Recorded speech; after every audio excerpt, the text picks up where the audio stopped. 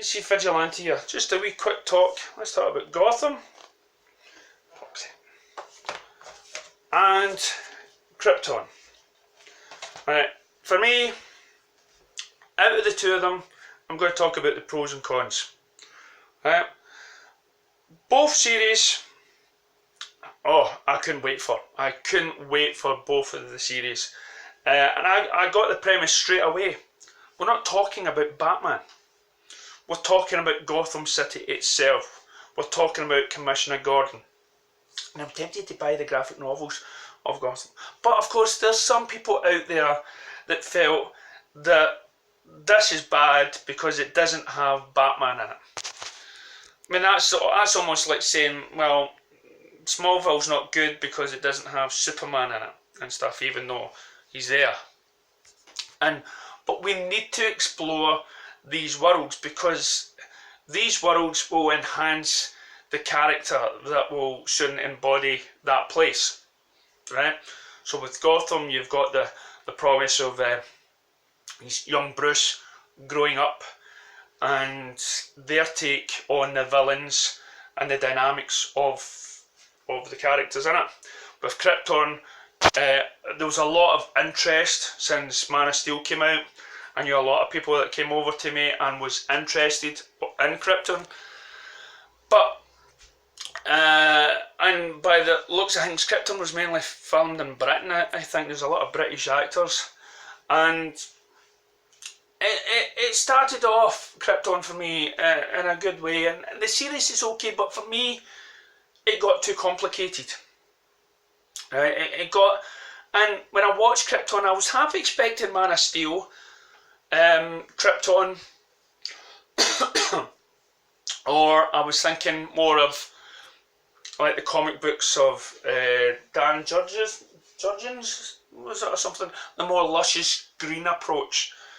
I think in season 2 you see a wee bit of that, the nice luscious grass in the mountains and the futuristic buildings. You see that in one of the sort of dream sequences in season 2, and I'd have liked it a wee bit more like that. I'd have liked it a wee bit more laid back, more of getting into the character studies and everything else. But I think Krypton tried to cram so much information in at first, and the sets were quite repetitive.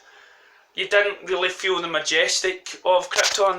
They did a few cutback scenes, a wee bit like Star Wars, but when it came up to the close, it wasn't. It was like a dingy sort of set, and they probably didn't have the money. And then of course you've got characters like Adam Strange in it, and you were always looking, and Doomsday. Doomsday was brilliant. The costume or whatnot for Doomsday was excellent, and it's now, I've not seen all season 2 yet, but the backstory to Doomsday is pretty interesting as well. Brainiac, for me, the minute I saw Brainiac in the ship over the city and his acting and whatnot, I just thought, this is what we need in the pictures. This is Brainiac. This is what we need on the big screen. And then it goes into the second season, and you see Lobo and stuff, and I mean that's fantastic. I mean I never pictured the accent coming from Lobo, but for me it was still spot on. Maybe there's more other characters coming out, but what I've heard is Krypton finishes after season 2.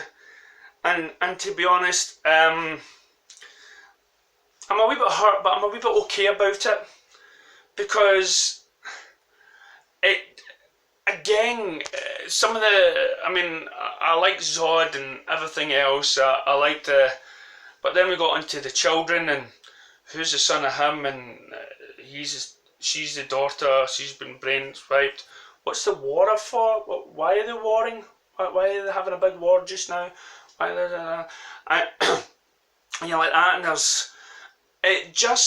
there was something missing in Krypton that just wasn't pulling us in, and I think if it took more of its time, and showed you more of a luscious sort of like from the planet Naboo or something like that, from episode 1 of Star Wars, something a wee bit more like that, then it would have been better, and get to know the characters before all this sort of turmoil, and it's just kind of action and shooting from start to finish.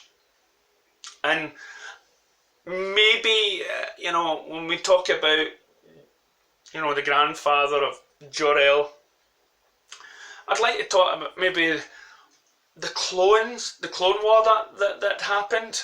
Maybe we delved into that. If you don't know about the Clone Wars, check your comics, check your DC encyclopedia. And I would have liked to have seen it more at peacetime, to see it being the futuristic Krypton. Right now, you have no idea why anybody would stay on that planet. It's just dismal and bleak, and it's not as futuristic as you think. And not only that, it's like, they're meant to be high tech, worldly wise, but then you find out that there are they don't believe that there's other aliens out there, even though one of the scientists is telling them that they are. And Man of Steel, you got that they like to travel the world and everything else, and I just thought they would be more open to the science in it, and I like to see more of the technology and explain it before we go into the political realms. So that has been my beef. I've enjoyed it, and again, I'll buy season 2. If they ever do another one, I'll buy that, but it's just, for me, it could have been a lot better. Gotham. Wow. After just recently watching the last episode, I couldn't be more happier with the series. My only downside to Gotham was it's only 5 seasons, and the 5th season's pretty short. But I've always, in the past, I've always said that a season TV show should only go for so long, otherwise you'll just start just making it just for money. And like Supernatural for me should have ended a lot sooner, but because I still enjoy the show, I'll still watch it. But more of the gripping stories was at the first 5 or 6 seasons of it. So they met the devil. But Gotham being forced to stop, I feel like they've accomplished everything. I love the dynamics between the villains. I love the Penguin and the Riddler. And it was always a wonder, and Catwoman as well. The fact that, spoilers, if you haven't seen all of Gotham, I just love how it takes you from Catwoman as a wee girl and Bruce Wayne as a wee boy to the fact that they are on the rooftop as adults and they're talking, and you suddenly realise why they two are so specially suited for each other and together. And I love the fact that she never turned round. She just knew he was behind her. Wasn't too sure about the suit at the very end though. It was kind of weird. But again, the reason why for Gotham, for me, again, I love their take on Bane. It's like they threw everything, and the one character I would love to have seen, and I saw him, and I wish I had spotted him sooner, was Scarface, the ventriloquist. He appeared in it, and I thought it was brilliant. Pretty big puppet, if you ask me, for the show. No wonder the guy had to hold the gun. I would have liked Scarface to hold the gun. But as it ended, I thought, could have made like Gotham with Batman and have the same actors and play it out. And I thought, well, no, it might just miss the original idea of the show and why they started. And the show for me was to just highlight Gotham's origin. It was really the city's origin before it became this place of really crazy, buggered up individuals and a host of characters, and to have Batman in it, it would take the dynamics away from Bullock and Gordon, and it would become a Batman show. And unless they did unless they made the episodes a wee bit like the very last one, where Batman only turns up now and again, and you see the Bruce Wayne more, and you still stay with Gotham Police Department. But again, I'm on my own here. There'll be many of you who are saying, "Oh, now we get a Batman TV show." And to be honest, if you think back to it, Gotham was good because of the story it was trying to tell you about just the normal everyday citizen living in the city. And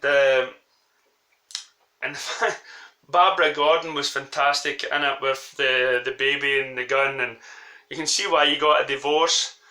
It was just, but you had things like The Coat of Owls, which is a great graphic novel as well. They threw that in there for you, and you can tell by watching that series that it was really done by big fans.